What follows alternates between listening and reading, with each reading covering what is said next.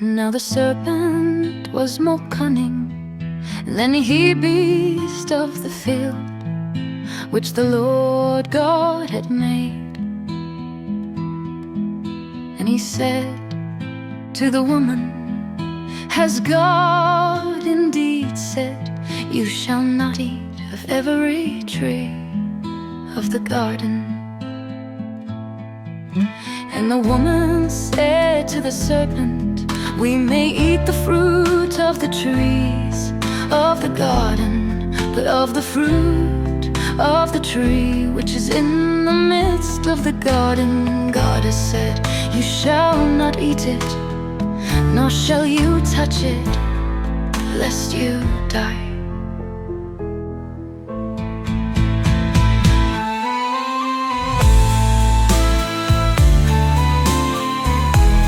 Then the serpent said to the woman, you will not surely die, for God knows that in the day you eat of it, your eyes will be opened, and you will be like God, knowing good and evil.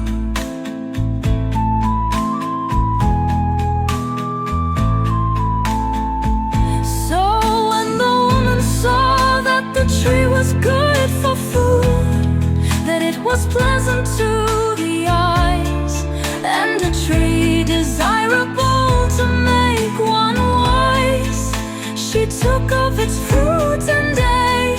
She also gave to her husband with her, and he ate. Then the eyes of both of them were opened, and they knew that they were naked, and they sewed fig leaves together and made themselves coverings. And they heard the sound of the Lord God walking in the garden in the cool of the day. And Adam and his wife hid themselves from the presence of the Lord God among the trees of the garden. Then the Lord God called to Adam and said to him, where are you? So he said, I heard your voice in the garden, and I was afraid, because I was naked, and I hid myself. And he said, who told you that you were?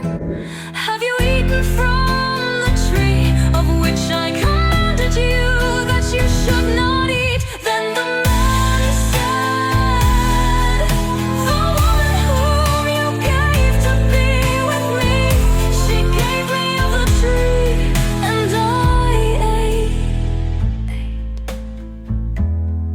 And the Lord God said to the woman, what is this you have done? The woman said, the serpent deceived me, and I ate. The Lord God said to the serpent, because you have done this, you are cursed more than all cattle, and more than every beast of the field. On your belly you shall go, and you shall eat dust all the days of your life.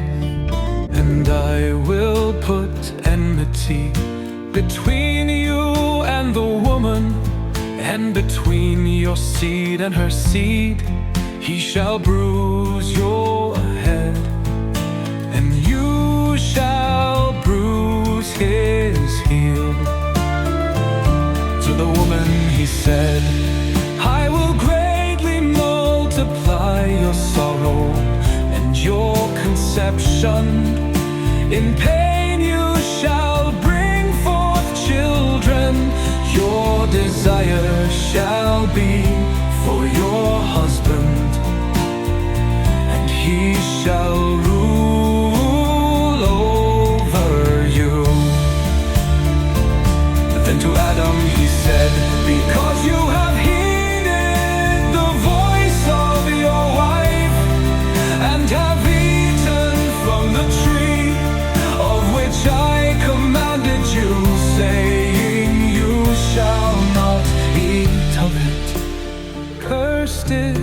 the ground for your sake. In toil you shall eat of it all the days of your life. Both thorns and thistles it shall bring forth for you, and you shall eat the herb of the field.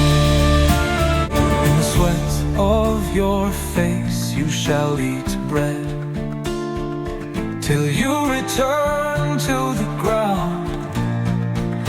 For out of it you were taken, for dust you are, and to dust you shall return. And Adam called his wife's name Eve, because she was the mother of all living. Also for Adam and his wife the Lord God